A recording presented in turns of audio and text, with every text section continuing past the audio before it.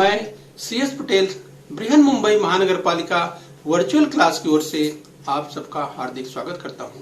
बच्चों, वैश्विक महामारी के चलते इस वर्ष पठन पाठन का कार्यक्रम प्रभावित हो रहा है। ऐसे में हमारी बृहन मुंबई महानगर पालिका ने प्रत्येक विद्यार्थी तक ऑनलाइन शिक्षण पहुंचाने की व्यवस्था की है। तो आइए बच्चों शुरू करते हैं। तो बच्चों, कक्षा 9वीं में आज हम पढ़ेंगे इतिहास यानी हिस्ट्री। और बच्चों, आप दाहिनी ओर स्क्रीन पर देख पा रहे हैं इतिहास और राजनीति शास्त्र कक्षा 9वीं की पाठ्य पुस्तक। तो बच्चों, आज हम देखेंगे 8वां पाठ उद्योग और व्यापार भाग 2 यानी इंडस्ट्री एंड ट्रेड पार्ट 2 देखने वाले हैं। तो बच्चों, इसके पहले उद्योग और व्यापार भाग 1 हम पढ़ चुके हैं। आज हम देखने वाले हैं उद्योग और व्यापार भाग 2 यानी industry and trade part 2। Okay बच्चों, आइए आगे बढ़ते हैं। तो बच्चों, मैं CS Patel virtual training centre MCGM Mumbai से। आइए बच्चों आगे बढ़ते हैं। तो बच्चों, आज हम बात करेंगे इस उद्योग तथा व्यापार की बात करेंगे। बच्चों, हम आपको थोड़ा सा याद दिलाएं। इस बच्चों, हमने पार्ट 1 में उद्योग तथा व्यापार पार्ट 1 में भारत के प्रमुख उद्योगों की चर्चा की थी। चाहे वस्त्र उद्योग की बात करें, रेशम उद्योग की बात करें, पटसन उद्योग की बात की थी, हस्तशिल्प, वाहन उद्योग, सीमेंट उद्योग, चमड़ा उद्योग, नमक उद्योग, साइकिल उद्योग, खादी तथा ग्राम उद्योग की चर्चा पार्ट 1 में कर चुके हैं। ओके बच्चों, तो आज पार्ट 2 में हम शुरुआत करेंगे। इस क्रम में आगे बढ़ेंगे। कृषि उद्योग की बात सबसे पहले करेंगे यानी एग्रीकल्चर की बात करेंगे। तो कृषि उद्योग की हम बात करेंगे। भारत में पारंपरिक तथा आधुनिक पद्धति से कृषि की जाती है। इस बच्चों, अगर भारत की इंडस्ट्री की बात करें, उद्योग की बात करें, कृषि उद्योग की बात करें, तो भारत में पारंपरिक तथा आधुनिक पद्धति से कृषि की जाती है। तो स्क्रीन पर आप देख सकते हैं बच्चों किस तरह से, अगर जब हम बात करते हैं पारंपरिक पद्धति से, तो आप देख सकते हैं ये पारंपरिक पद्धति से बड़े पैमाने पर कृषि की जाती है। तो स्क्रीन पर आप देख पा रहे हैं भारत में पारंपरिक तथा आधुनिक पद्धति से, ये बच्चों पारंपरिक ढंग से था, धीरे धीरे ये भारत में भी अगर यंत्रों की बात करें बच्चों, आधुनिक पद्धति की बात करें, तो आधुनिक पद्धति का उपयोग भी तेजी से अब बढ़ने लगा है।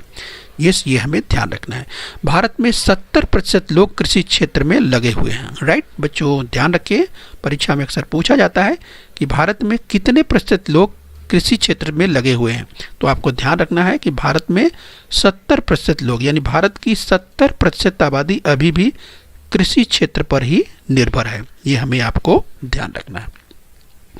तो चलिए बच्चों, ये सब जब बात करें कि कृषि कार्य और कृषि उत्पादन पर 70% जो समाज है अभी भी निर्भर है। और कृषि उद्योगों में पुरुषों के साथ महिलाओं का भी योगदान देख सकते हैं। यानी बच्चों, पुरुषों के साथ महिलाएं भी कृषि क्षेत्र में बढ़ चढ़ करके हिस्सा लेती हैं। भारत में कृषि व्यवसाय विविध मौसमों में चलता है। बच्चों, खेतों में अनेक तरह की फसलें ली जाती हैं। अगर हम बात करें इसी संदर्भ में, जब फसलों की बात करते हैं तो हम बात करें तो स्क्रीन पर आप देख सकते हैं बच्चों, चाहे गेहूं की बात करें, चावल यानी धान की खेती आप स्क्रीन पर आप देख पा रहे हैं। तो इस तरह से अगर हम बात करें चावल की यानी गेहूं की बात करें, चावल की बात करें, ज्वार की बात करें, या दाल की बात करें, तो स्क्रीन पर आप देख सकते हैं। अगर हम दाल की बात करें, तो तूर दाल जिसे अरहर भी बोलते हैं, ये स्क्रीन पर आप देख पा रहे हैं। तो इस तरह से बच्चों इसका उत्पादन बड़ी मात्रा में किया जाता है। इसके साथ बच्चों बात करें तो कपास और गन्ना पर प्रक्रिया कर कपड़ा और शक्कर के उद्योग भी चलते हैं। बच्चों, तो हम बात कर रहे हैं कृषि उद्योग की, एग्रीकल्चर की हम बात कर रहे हैं। बच्चों, अगर हम बात करें कृषि से ही फलों और साग सब्जियों की बात करें तो स्क्रीन पर आप देख सकते हैं बच्चों, अगर साग सब्जियों की बात करें तो साग सब्जियों का उत्पादन बड़ी मात्रा में किया जाता है। और वर्तमान में इन पर प्रक्रिया करने वाले अनेक उद्योग चल रहे हैं। बच्चों, हम अगर बात करें प्रोसेसिंग की, प्रक्रिया की, तो वर्तमान समय में इस प्रक्रिया पर करने वाले अनेक उद्योग चल रहे हैं। कृषि से मनुष्य की मौलिक आवश्यकताओं की पूर्ति होती है। कृषि व्यवसाय को प्रोत्साहन देने के लिए ग्रामीण क्षेत्रों में बैंक और सहकारी संस्थाओं द्वारा किसानों को ऋण दिया जाता है। बच्चों, तो इसलिए किसानों को मदद की जाती है, उनको ऋण दिया जाता है चाहे ग्रामीण क्षेत्र के बैंक हो या सहकारी संस्थाएं हैं, उसके द्वारा किसानों को ऋण दिया जाता है। पंचायत समिति द्वारा कृषि संबंधी सुधार के लिए प्रशिक्षण योजना, कृषि सैर और किसान सम्मेलन जैसी योजनाएं आयोजित की जाती हैं, इस किसानों की मदद के लिए। तो इस तरह से कृषि व्यवसाय की हम बात कर रहे हैं, तो जहां कृषि व्यवसाय के लिए किसानों को ऋण उपलब्ध कराया जाता है, इसके लिए हमने बात की ग्रामीण विकास बैंक व सहकारी बैंक इसके लिए मदद करती है। ओके बच्चों, ये आपको ध्यान रखना। आइए इसी क्रम में हम और आगे बढ़ते हैं। हम कृषि उद्योग की बात कर रहे हैं, राइट। तो यहाँ पर आप देख सकते हैं बच्चों, इस कृषि औजारों की बात करें, इसमें बीजों और खादों की आपूर्ति भी की जाती है। कृषि विश्वविद्यालय के विस्तार सेवा विभाग द्वारा किसानों को मृदा परीक्षण, यानी बच्चों मिट्टी के परीक्षण की बात करें, या फलोद्यान की बात करें, या विभिन्न प्रकार के फलों की बात करें जो स्क्रीन पर आप देख पा रहे हैं, तो फलोद्यान नर्सरी हो, यस बच्चों, तो नर्सरी की अगर हम बात करें, या बच्चों हम बात करें इस क्रम में अगर हम बात करें, तो ये आप देख सकते हैं, अगर हम बात करें विविध प्रकार के, जैसे गाय भैंस की बात करें या भेड़ बकरियों की बात करें, इस तरह का मुर्गी पालन की बात करें, बकरी पालन की बात करें, इस तरह से आप देख सकते हैं, चाहे मुर्गी पालन की बात करें या बकरी पालन की बात करें या गाय भैंस की बात करें या दुग्ध व्यवसाय की अगर बात करिए, तो गाय भैंस पालन दुग्ध व्यवसाय का भी प्रशिक्षण दिया जाता है। और बच्चों इसी संदर्भ में जैसा कि अभी हमने कहा कि जब हम बात करते हैं यस, तो कृषि उद्योग की अगर बात करें, तो यस बच्चों यहाँ पर यस अगर हम बात करें, जो उत्पादित माल है उसके संग्रह है, तो गोदाम माने वेयर हाउस निर्माण के लिए भी आर्थिक सहायता दी जाती है। तो भारत में बच्चों खाद्यान्न उत्पादन और फसल उत्पादन में आत्मनिर्भर हो रहा है। और भारत में अगर बात करें बच्चों टपक सिंचन, तो जैसे स्क्रीन पर आप देख पा रहे हैं बच्चों टपक सिंचन, तो इस तरह से टपक सिंचन और जैविक कृषि की बात करें इस बच्चों, तो भारत में टपक सिंचन और जैविक कृषि जैसी आधुनिक पद्धति से खेती की जा रही है, ये आपको ध्यान रखना। आइए बच्चों इसी क्रम में हम और आगे बढ़ लेते हैं।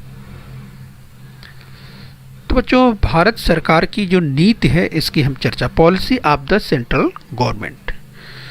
तो बच्चों चौथी पंचवर्षीय योजना की नीति अवधि में कागज उद्योग, इस बच्चों भारत सरकार की नीति की बात करें, औषधि उद्योग, मोटर ट्रैक्टर उद्योग, चमड़े की वस्तुएं, वस्त्र उद्योग, खाद्य पदार्थ प्रक्रिया उद्योग, तेल, रंग, शक्कर आदि उद्योगों पर ध्यान केंद्रित किया गया। तो बच्चों हम बात करें अगर भारत की पॉलिसी की बात करें, हमने देखा कि किस तरह से जो चौथी पंचवर्षीय योजना की अगर हम बात करें उसमें कागज उद्योग, औषधि उद्योग, मोटर ट्रैक्टर उद्योग, चमड़े की वस्तुएं, वस्त्र उद्योग आदि उद्योगों पर ध्यान केंद्रित किया गया। और बच्चों वर्ष 1970 की बात करें, वर्ष 1970 की औद्योगिक नीति की बात करें, यस, तो वर्ष 1970 की औद्योगिक नीति जो अनुज्ञप्ति नीति के अनुसार 5 करोड़ रुपयों से अधिक निवेश लगाने वाले सभी कारखाने भारी उद्योग में शामिल की गई। यस, तो 1970 की जो नीति आई, उस नीति के अनुसार जो औद्योगिक नीति थी उसके अनुसार 5 करोड़ रुपए से अधिक निवेश करने वाले सभी कारखानों को बच्चों भारी उद्योग यानी हैवी इंडस्ट्री जिसे कहते हैं, ऐसे सेक्टर ऐसे क्षेत्र में लाना निश्चित किया गया। राइट, ध्यान रखिए कितना 5 करोड़ रुपए से अधिक निवेश करने वाले सभी कारखानों को भारी उद्योग क्षेत्र में लाना निश्चित किया गया। तो बच्चों इस तरह की योजना सरकार की नीति क्या थी, ये कब निर्धारित किया गया, 1970 में। ये आपको ध्यान रखना है, इस तरीके से निश्चित किया गया। और बच्चों इसी क्रम में अगर हम बात करें सरकारी क्षेत्र की बात करें यानी गवर्नमेंट सेक्टर की बात करें, यस, तो वर्ष 1972 सहकारी क्षेत्र, अगर सरकारी क्षेत्र के लिए जो आरक्षित न रखते हुए भारी उद्योग में निवेश करने की स्वतंत्रता बड़े औद्योगिक संस्थानों और विदेशी कंपनियों को देना भी निश्चित किया गया। और बच्चों इसी नीति के अनुसार वर्ष 1972 में, तो स्क्रीन पर आप देख पा रहे हैं 1972 के अंत तक सरकारी पंजीयन कार्यालय में 3,18,000 लघु उद्योग पंजीकृत किए गए। यानी 1972 के अंत तक सरकारी पंजीकरण जो गवर्नमेंट रजिस्ट्रेशन होता है बच्चों, उस कार्यालय में 3,18,000 लघु उद्योग जो है रजिस्टर्ड ये हुए, यानी पंजीकृत किए गए हैं। ये आपको ध्यान रखना है। आइए बच्चों, इसी क्रम में हम आगे बढ़ेंगे। तो बच्चों खनिज संसाधनों की बात करेंगे, यानी मिनरल वेल्थ की बात करेंगे। तो स्क्रीन पर आप देख पा रहे हैं बच्चों, जब खनिज संसाधनों की बात करें, इस तो देश के औद्योगिक विकास में लौह और पत्थर का कोयला, इस बच्चों देश के औद्योगिक विकास में लौह और पत्थर का कोयला, इन दो खनिजों की उपलब्धता का बड़ा योगदान होता है। और हमारे देश में लौह, मैग्नीज, कोयला, खनिज तेल आदि का पर्याप्त भंडार पाया जाता है। राइट बच्चों, ये हमें ध्यान रखना है। जिस बच्चों तो हम बात करें लौह, मैग्नीज, कोयला, खनिज तेल आदि का पर्याप्त भंडार पाया जाता है। तो बच्चों हम बात कर रहे हैं मिनरल वेल्थ की बात करें, यानी खनिज संसाधन की बात कर रहे हैं। उससे संबंधित कुछ चित्र आप स्क्रीन पर देख पा रहे हैं। आइए बच्चों, इसी क्रम में हम और आगे बढ़ेंगे।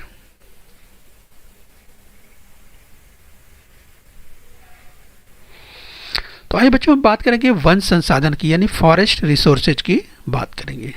इस बच्चों अगर वन संसाधन की बात करें तो वन संसाधन पर आधारित उद्योगों के लिए सरकार ने कुछ वन आरक्षित रखे हुए हैं।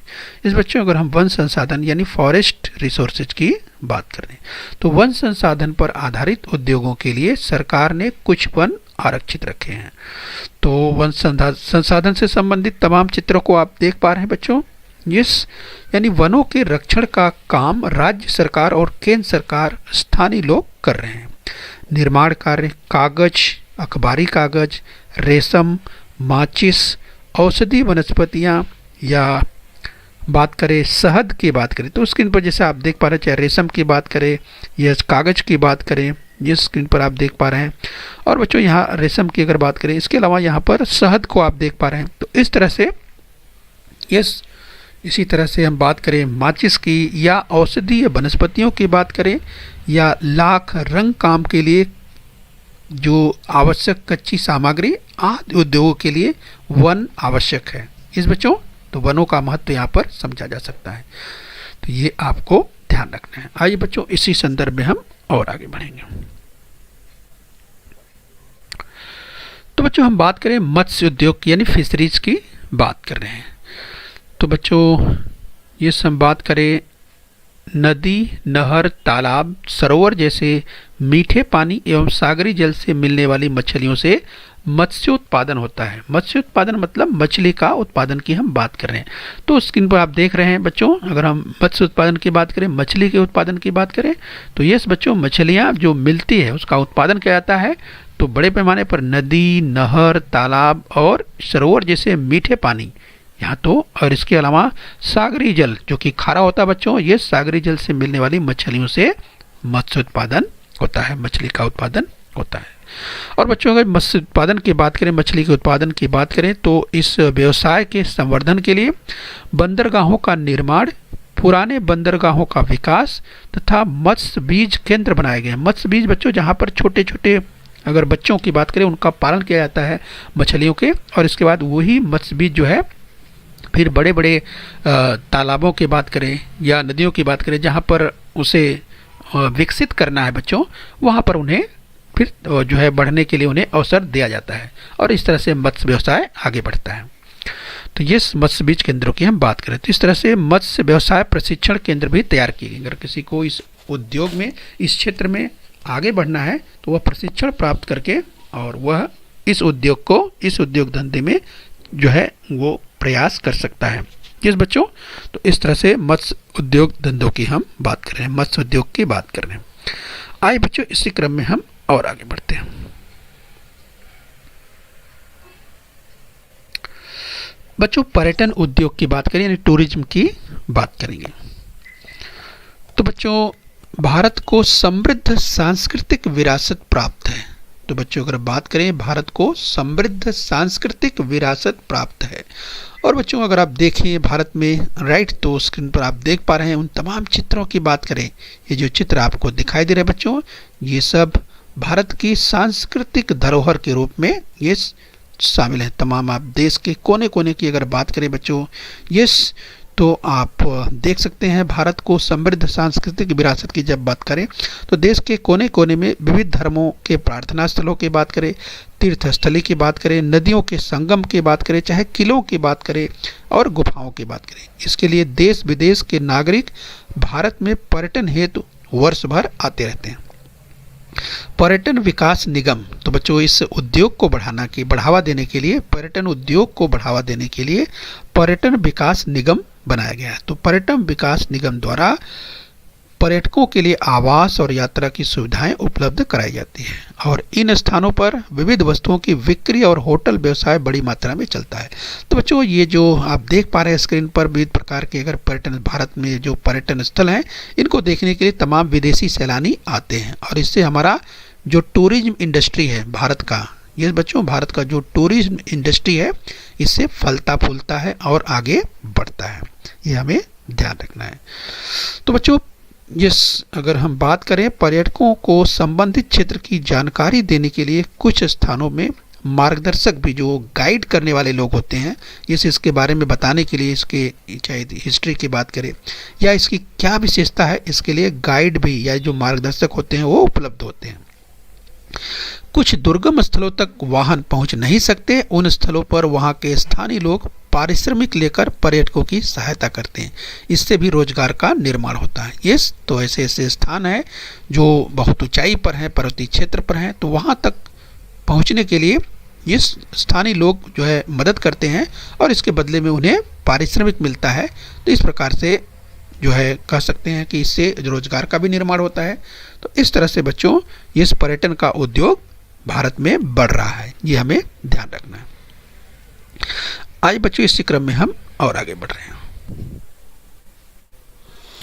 तो हम बात करेंगे व्यापार आयात निर्यात यानी इंपोर्ट एक्सपोर्ट और फॉरेन पॉलिसी की बात करेंगे। तो जो भारतीय विदेश व्यापार संस्थान की बात करेंगे, Indian institute of foreign trade. तो बच्चों भारत में यंत्र सामग्री, लोहा, खनिज तेल, खाद्य और रस और औषधियों का आयात किया जाता है। तो बच्चों हम बात करें ये लोहा, खनिज तेल, खाद और औषधियों का आयात किया जाता है। आयात का मतलब बच्चों इंपोर्ट यानी भारत में मंगाया जाता है। इस बच्चों इसे आपको ध्यान रखना है। तो भारत के निर्यात में, इस बच्चों अगर भारत के निर्यात की बात करें, एक्सपोर्ट की बात करें, तो भारत में जो निर्यात किया जाता है बच्चों चाय, कॉफ़ी व मसाले के पदार्थ शामिल हैं। तो बच्चों भारत से चाय बड़ी मात्रा में, कॉफ़ी व मसाले ये जो है निर्यात की बात करें तो यहाँ से निर्यात किया जाता है। तो बच्चों जैसे कि अभी हम चर्चा कर रहे थे, हमने अभी देखा कि किस तरह से 1951 की हम बात करें, वर्ष 1951 में योजना प्रारंभ हुई। इस बच्चों हम व्यापार आयात निर्यात की बात कर रहे हैं। वर्ष 1951 में योजना प्रारंभ होने के बाद औद्योगिक वस्तुओं और उनके लिए लगने वाले कच्चे माल का आयात बड़ी मात्रा में बढ़ने लगा। इस बच्चों हमने चर्चा की कि भारत में यंत्र सामग्री, लोहा, खनिज तेल, खाद और औषधियों का बड़ी मात्रा में आयात किया जाता है, ये हमने देखा। उसी के साथ साथ बच्चों भारत में स्वतंत्रता प्राप्ति के बाद विदेशी मुद्रा प्राप्त करने के उद्देश्य से निर्यात को बढ़ावा दिया गया। इस बच्चों तो इस तरह से जो उद्देश्य था कि भारत में जो है अगर निर्यात पर अधिक ध्यान दिया जाता है तो ये बच्चों तो स्वतंत्रता प्राप्ति के बाद या 1947 के बाद विदेशी मुद्रा प्राप्त करने के लिए, इस बच्चों जब हम तमाम वस्तुओं का उत्पादन दूसरे देश को करेंगे तो उससे विदेशी मुद्रा प्राप्त होती है। तो इस उद्देश्य से निर्यात को बढ़ावा यानी एक्सपोर्ट को, जब हम बात करते हैं निर्यात की यानी एक्सपोर्ट की बात करते हैं, तो निर्यात को बढ़ावा दिया गया है। और इसमें हमने देखा बच्चों चाय, कॉफ़ी या मसाले के पदार्थ। इसके अलावा बच्चों बात करें भारत से सूती कपड़ा, चमड़ा, जूता, मोती तथा मूल्यवान हीरे आदि वस्तुओं का जो है निर्यात किया जाता है, ये हमें ध्यान रखना है। तो जो बच्चों हम निर्यात की बात कर रहे हैं और बच्चों हमने इस चर्चा की थी आयात के संदर्भ में भी, तो उसको भी हमने देखा था कि बड़ी मात्रा में यंत्र सामग्री, लोहा, खनिज तेल और खाद तथा औषधियाँ इसे हमारे देश में आयात किया जाता है, यानी इम्पोर्ट किया जाता है। आइए बच्चों इसी क्रम में हम और आगे बढ़ते हैं। बच्चों हम आंतरिक व्यापार की बात करेंगे, इंटरनल ट्रेड की बात करेंगे। तो तो भारत का व्यापार, अगर आंतरिक व्यापार की बात करें, इंटरनल ट्रेड की बात कर रहे हैं, तो ये भारत का आंतरिक व्यापार रेल मार्ग, जल मार्ग, सड़क और विमान मार्ग से चलता है। जिस बच्चों अगर हम बात करें भारत का आंतरिक व्यापार यानी इंटरनल ट्रेड की बात कर रहे हैं। इस बच्चों अगर हम बात करें जिस भारत का आंतरिक व्यापार रेल मार्ग, जल मार्ग, सड़क और विमान मार्ग से किया जाता है, तो बच्चों मुंबई, कोलकाता जो अगर प्रमुख बंदरगाहों की बात करें, तो बच्चों स्क्रीन पर बाईं ओर आप देख सकते हैं, ये चाहे मुंबई की बात करें यस, या बच्चों हम बात करें कोलकाता की, तो यहाँ आप देख सकते हैं।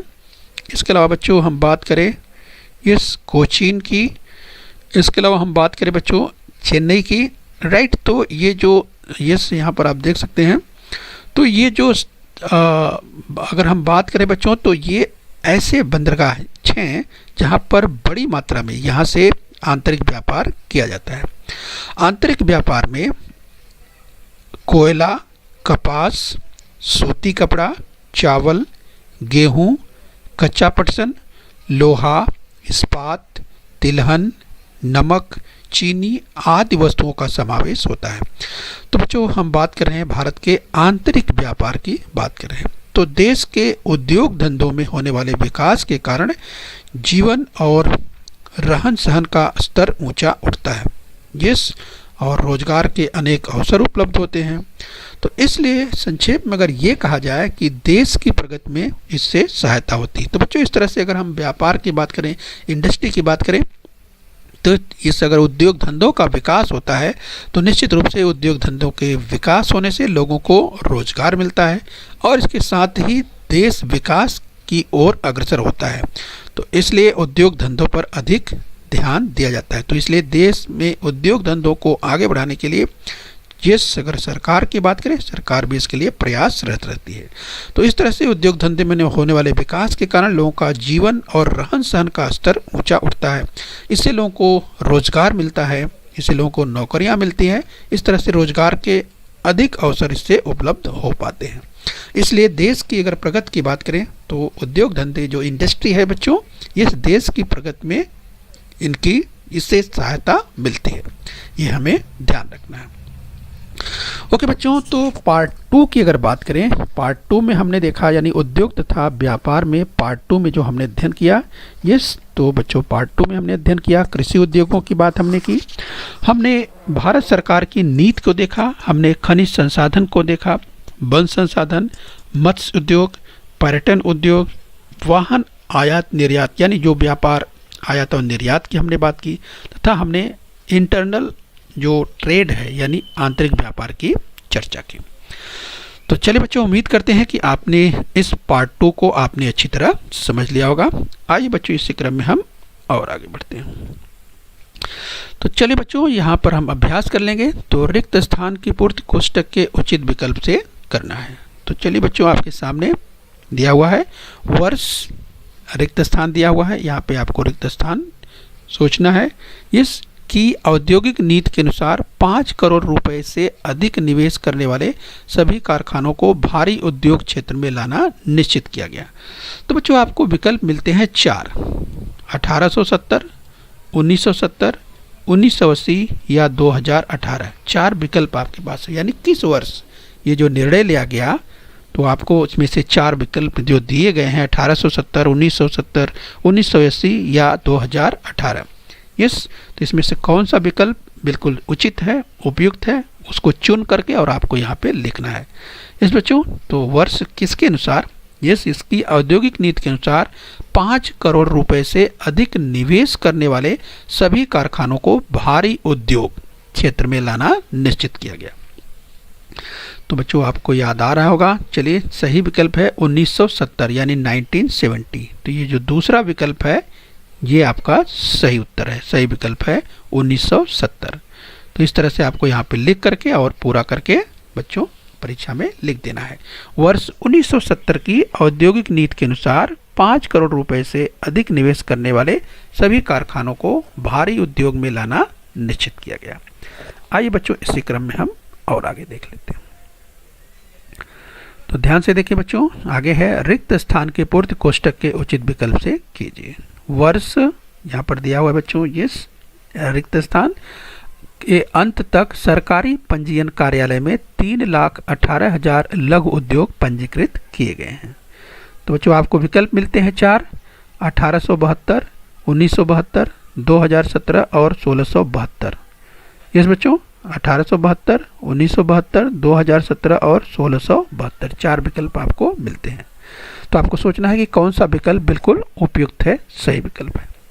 तो याद कीजिए बच्चों, इसकी भी चर्चा हमने की थी।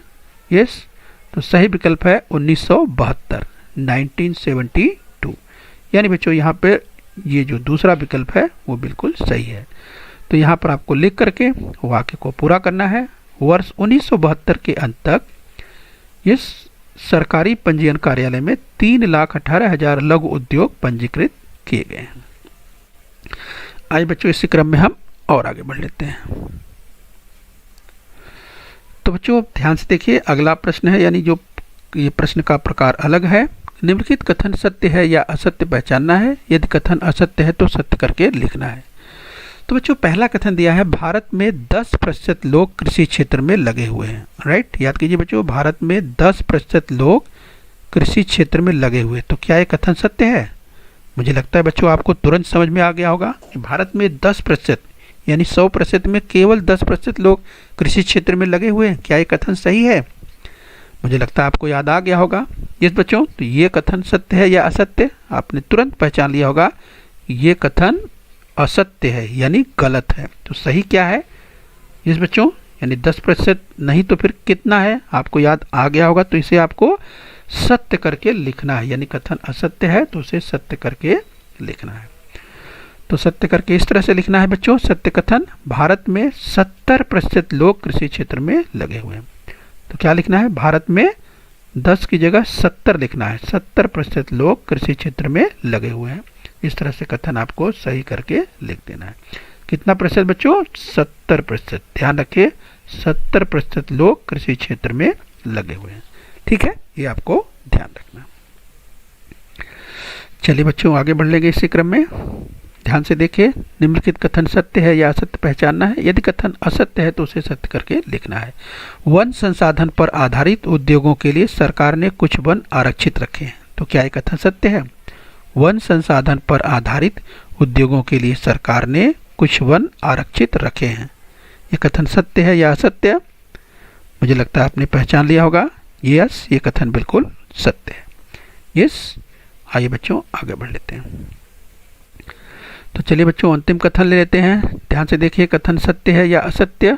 अगर कथन असत्य है तो आपको सत्य करके लिखना है। तो कथन है बच्चों, भारत के निर्यात में चाय, कॉफी व मसाले के पदार्थ शामिल हैं। तो बच्चों याद कीजिए, जब हम निर्यात की बात कर रहे हैं यानी एक्सपोर्ट की बात कर रहे हैं, तो क्या भारत से एक्सपोर्ट किया जाता है, यानी इनका निर्यात किया जाता है चाय, कॉफी व मसाले के पदार्थ? तो बच्चों इसकी भी हमने चर्चा की थी, आपको याद आ गया होगा। तो चलिए अपना उत्तर टैली कीजिए। यस बच्चों, ये कथन बिल्कुल सत्य है कि भारत के निर्यात में चाय, कॉफी व मसाले के पदार्थ शामिल हैं। ये कथन बिल्कुल सत्य है। ओके बच्चों, तो हम उम्मीद करते हैं बच्चों इस पाठ को आपने अच्छी तरह से समझ लिया है। यानी हम बच्चों उद्योग तथा व्यापार की बात करें, इस उद्योग और व्यापार पार्ट 2 को आपने अच्छी तरह समझ लिया है। ओके बच्चों, तो खूब परिश्रम करते रहिए, अपने स्वास्थ्य का ध्यान रखिए और बृहन मुंबई महानगर पालिका के इस चैनल को सब्सक्राइब कर लीजिए। ओके बच्चों। बच्चों बृहन मुंबई महानगर पालिका के इस चैनल को सब्सक्राइब कर लीजिए और बेल आइकन प्रेस कर लीजिए। तो बच्चों हम उम्मीद करते हैं यहाँ तक आपने समझ लिया है। आगे फिर मिलेंगे। आज के लिए इतना ही। Thank you very much.